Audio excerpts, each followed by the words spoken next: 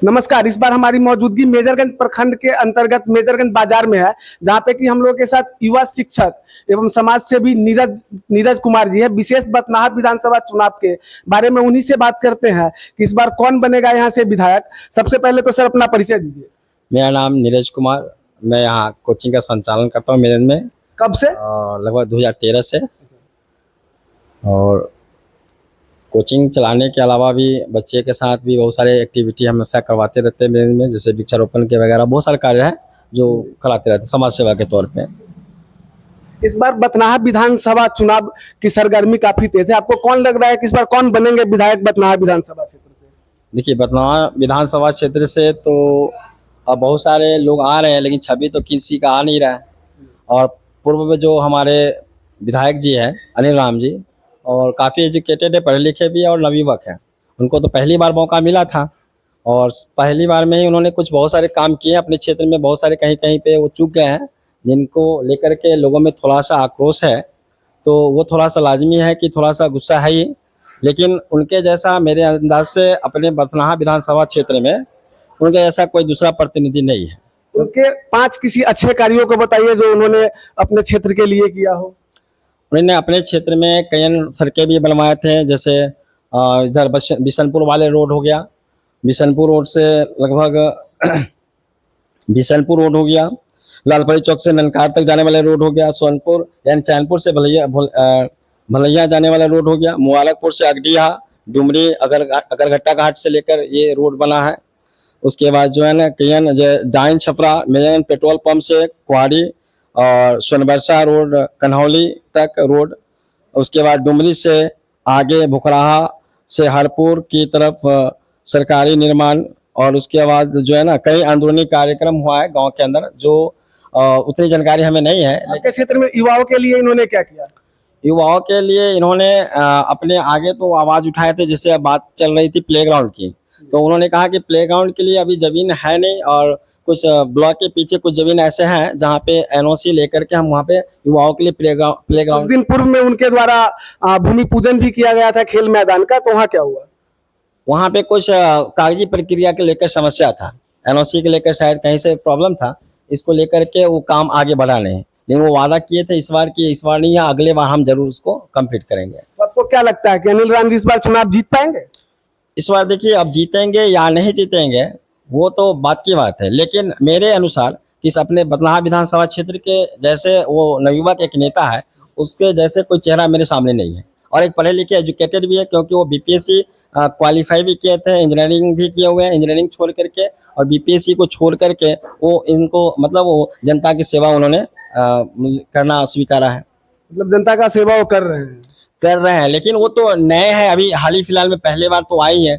तो पहले में तो वो होता क्या है कि 5 साल तो उनको इधर उधर करते करते ही बीत गया, लेकिन फिर भी उन्होंने काम किया है। जगह जगह उनका पुतला दहन किया जा रहा है, विरोध प्रदर्शन किया जा रहा है, इससे आपको क्या लगता है? देखिए, हर आदमी जो अगर नए होते हैं, जो आगे बढ़ना चाहता है, तो लोग उन्हें पीछे खींचना चाहता ही है। और ऐसा नहीं कि पुतला जिस आदमी का जितना ज्यादा विरोध होता है वो ज्यादा चर्चित होता है। उन्हीं के कार्यकर्ताओं के द्वारा उनका पुतला दहन किया जा रहा है। तो कुछ लोग ऐसे ही भी होते हैं जो अपने मतलब आस्तीन के सांप जिसको बोलते हैं, कि अपने अंदर रहकर भी अपने को विरोध करना। वैसे बहुत सारे सड़क के बारे में आपने बताया, लेकिन बहुत जगह सड़क बनने के बाद 10 से 15 दिन में महज सड़क जर्जर होने लगा। जर्जर, अब वहाँ पे कहीं पे नाला की समस्या है, तो नाले अगर कहीं समस्या क्षेत्रीय कहीं वो नाला है, तो नाले की पानी रोड पे आ रही है। तो ये कमी है कि रोड से पहले नाले बनना चाहिए, जो कि थोड़ा कमी है कि पहले नाला होना चाहिए, उसके बाद रोड होना चाहिए। आपको क्या लगता है कि शिक्षा के स्तर में सुधार हुआ? आप तो एक शिक्षक है। शिक्षा के स्तर में तो काफी सुधार हुआ है, क्योंकि अब बच्चे स्कूल जा भी रहे हैं, आ भी रहे हैं अच्छे ढंग से। और स्कूल में बच्चे बहुत कम जा रहे हैं, इसके पीछे क्या कारण है? इसके पीछे अपने मेरठ क्षेत्र में थोड़ा सा है समस्या क्या कि यहाँ के लोग थोड़ा सा पिछड़ा हुआ है, और यहाँ ऐसे कोई वर्क नहीं है कि उससे पूरा मतलब घर द्वार चलाया जा सके, जिसके लेकर के बच्चे को भी गार्जियन इन्वॉल्व करके रखा है बिजनेस में। इसलिए वो बहुत कम बच्चा स्कूल जा पाता है, और बहुत को गार्जियन घेर करके रखते हैं वो घर पे। बहुत सारे लोगों के द्वारा आरोप लगाया जा रहा है कि विधायक जी के द्वारा स्कूल के अलमीरा और किताब में काफी घपलेबाजी किया गया, इसके बारे में आप क्या कहना चाह रहे हैं? अब स्कूल में तो मेरे अंदाज से हर स्कूल में हर एक व्यवस्था अच्छी खासी व्यवस्था है। पुस्तकालय है, वहाँ पे मतलब लैब है, डिजिटल क्लासेज है, जिम की क्लासेज है। बहुत सारे स्कूल में तो पुस्तकालय चालू ही नहीं है। तो हो सकता है वहाँ के क्षेत्रीय जो नेता होंगे या जो विधायक होंगे उसको लेकर इस बार चुनाव में मुख्य मुद्दा क्या होगा आप लोगों का? हम लोग के मुख्य मुद्दा अपने मेरठ प्रखंड के तो सबसे पहले नवयुवक के लिए वो काम करें, क्योंकि नवयुवक ही उनको साथ देंगे और नवयुवक ही उनको आगे की भी मदद करेंगे। उसके लिए ग्राउंड चाहिए नवयुवक के लिए कुछ खेल प्रतियोगिता वो करवाएं और क्षेत्र से वो जुड़ाव रखें। रोजगार के बारे में के बाद ये जो रोजगार के बारे में आपका क्या कहना है? रोजगार, वो तो रोजगार के लिए आवाज उठाएंगे ही, आगे उठाते ही रहे। पिछले बार में ही विधानसभा में भी क्वेश्चन कुछ किए थे इन मुद्दे को लेकर के, रसोईया को लेकर के और कुछ रात्रि प्रहरी को लेकर के। ये ऐसे जो है उन लोगों के लिए वो आवाजें उठाए थे और उनको वृद्धा पेंशन लेकर के भी वो आवाज उठाए थे। वृद्धा पेंशन जो अभी 400 से 1100 हुआ है, इनके लिए भी ये लेकर वो आवाज उठाए थे विधानसभा में। और रात्रि प्रहरी के लिए भी इन्होंने आवाज उठाया तो उनका वेतन बढ़ा है। उनका भी वेतन बढ़ा है। लेकिन बहुत जगह कहा जा रहा है कि विधायक जी लापता है, इनके द्वारा किसी का फोन भी नहीं उठाया जाता है। सैकड़ों बार फोन करने पे भी ये किसी का फोन नहीं उठाते हैं। अब इस बात पे तो हम नहीं बोलेंगे, क्योंकि हमने भी जितने बार फोन किए वो फोन मेरा उठाए हुए हैं, रिस्पॉन्स लिए हुए हैं। अब वो कार्यक्रम में बिजी रहते होंगे तो नहीं उठाते होंगे।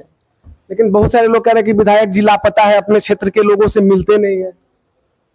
वो मिलते तो है, आते भी है मेन प्रखंड में। लेकिन आप भी मेजरगंज प्रखंड के ही बहुत सारे लोगों का आरोप है कि विधायक जी क्षेत्र में बहुत कम आते हैं।